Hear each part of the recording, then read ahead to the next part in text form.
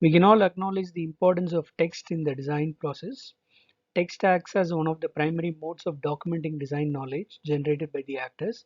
It also acts as one of the primary modes of design knowledge that is utilized by the actors. Text documents, not all of them are important for the design process. At the same time, given a text document, certain portions are relevant. Talking about talking about text and knowledge together, there has been a plethora of contributions that talk about retrieving knowledge, storing knowledge, representing knowledge, and using such representations to form better text that eventually aids in better retrieval and so on and so forth. Our contribution lies in knowledge retrieval uh, and also storing it in an accessible form. Knowledge retrieval has been spoken in different connotations by various scholars over a period of time. But in the current age of deep learning, where every system is about learning inputs and outputs using millions of training examples, knowledge retrieval is understood as follows. Using a class of algorithms called named entity recognition, millions of sentences are trained to detect entities like city, country, and person, and so on.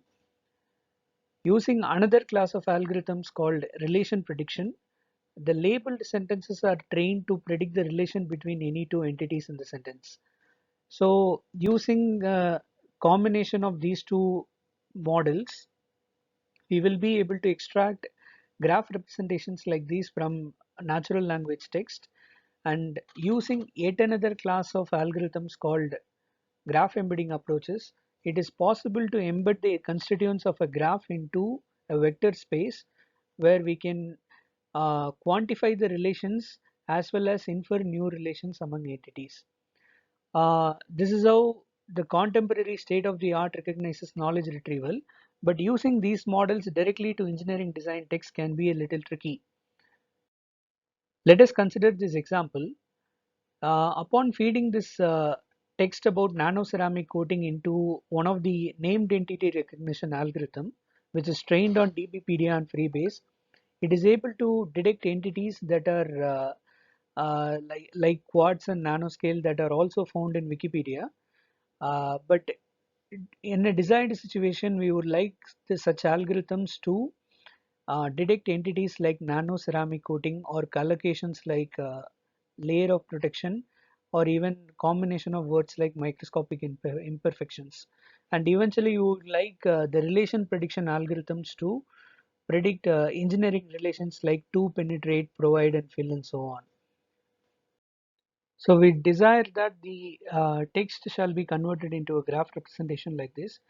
To train the current set of algorithms to generate a graph representation, we need entity relation classes assigned to all the entities and relationships here.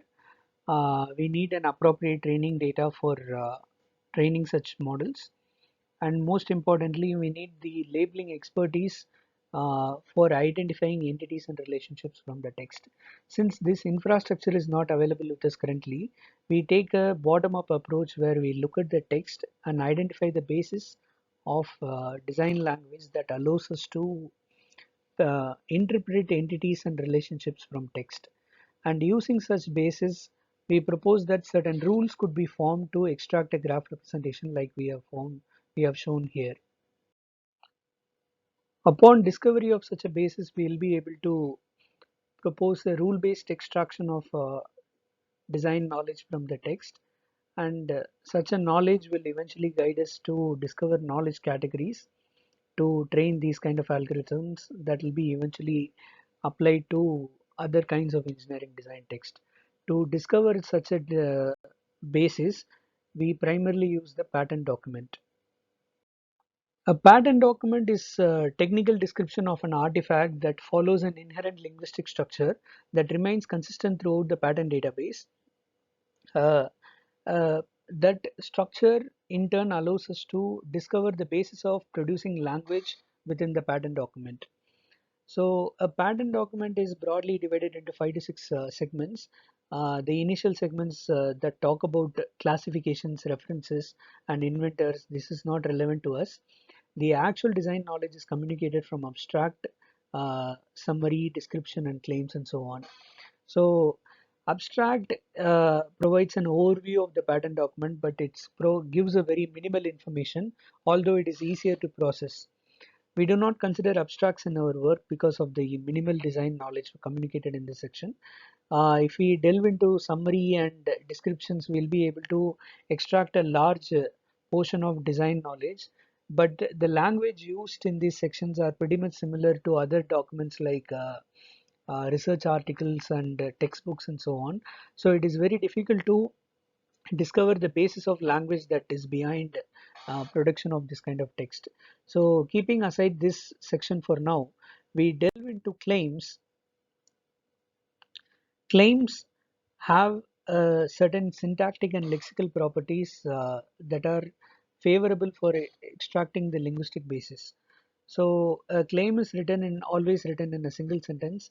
Dependency between claims are explicitly stated by phrases like these, and hierarchy of a system or a method proposed in a patent document is explicitly given by verbs like comprising, consisting, including, and so on. And also we identified that the entities communicated within a claim is almost always preceded by articles like a, an, or the. Going deeper into the lexical properties of the claims, we have marked the entities that we supposedly want to extract from this claim example. We can see that the claim, the entity like peak wavelength uh, includes an adjective, a noun, or another entity like that represents a pronoun. And in an entity that talks about second of something, it also has a count word in this one. And we also identify that the claim entities are always preceded by the word, the article term just before this.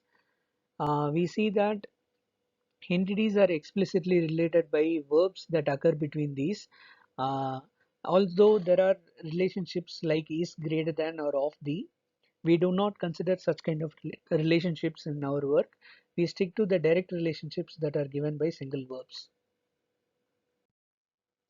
So to uh, extract only the relevant knowledge, we filter out only the relevant parts of speech that are communicated on the previous slide and convert the claim into a sequence of tokens like this.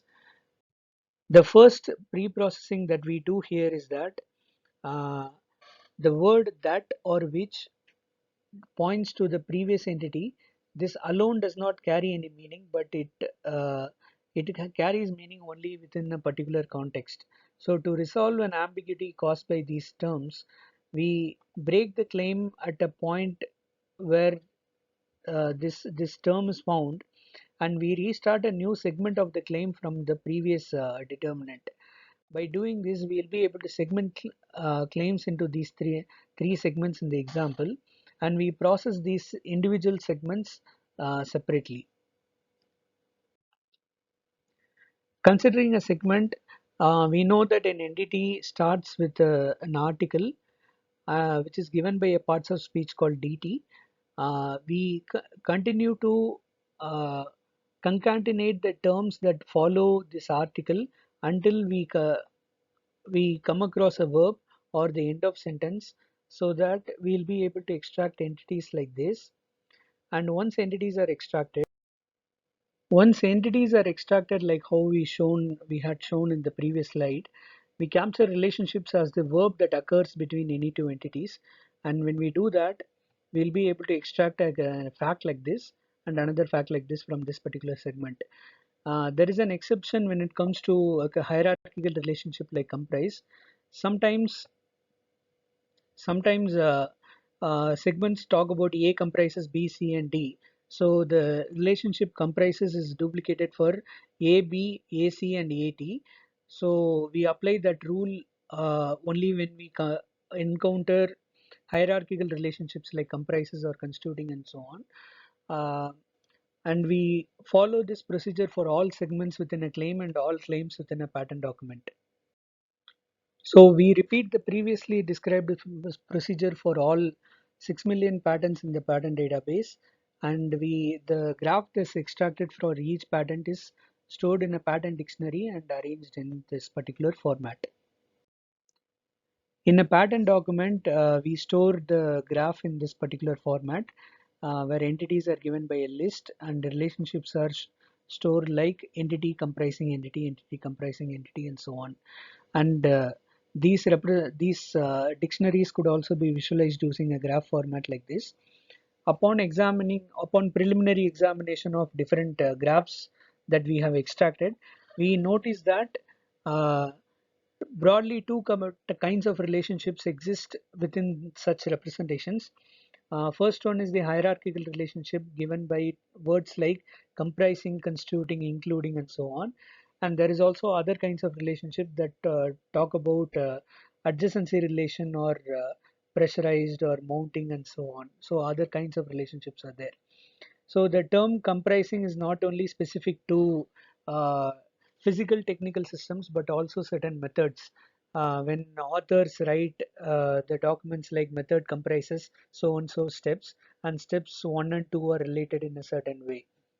So we are yet to examine different graphs and discover the relation categories that could emerge from such kind of graph representations. So to evaluate our work, we compared our knowledge graph representation with ConceptNet and equivalent of ConceptNet and TechNet. What we did was we took uh, an example of hair dryer and we retrieved 30 neighborhood entities from ConceptNet, and we did the same with TechNet and our knowledge graph database. Uh, ConceptNet is a knowledge base that is that is extracted from common sense text, and it is able to retrieve entities uh, like that are connected by relations like is a part of, use for, and so on. TechNet is an application of word embedding trained on titles and abstracts of patterns. So it is able to retrieve entities that occur in the neighborhood of the term hair dryer in titles and abstracts of the pattern documents. It is able to give us the strength of association between these terms. Whereas if we take our work, it not only captures the entities that are directly connected to hair dryer, but it also gives you the technical relationship between these two entities. We can see from this nature of relationships that the our work is technically a bit superior compared to the other alternatives, but it has certain issues in terms of storage and computational retrieval and so on. So we believe that these three work complement each other in different ways. So we compared our work with other knowledge bases in terms of coverage in an engineering dictionary. We identified that our work has nearly 80 to 83 percentage of the terms that are given here. So it should be able to aid in knowledge retrieval better than other knowledge bases. So we also compared the size of our knowledge base compared to other contemporary knowledge bases. We identified that the number of entities in this one are far superior than any other knowledge base that is available. So moving on, we mentioned earlier that we have discarded sections like description and many other sophisticated relationships within the pattern document. And currently we are capturing more complex patterns compared to the simpler pattern that we communicated in this presentation. Uh, by doing that, we'll be able to propose a new improved rule-based extraction and eventually train NER and relation prediction algorithms. So these algorithms will be able to extract knowledge graphs from not only patterns but also from research articles and books and so on.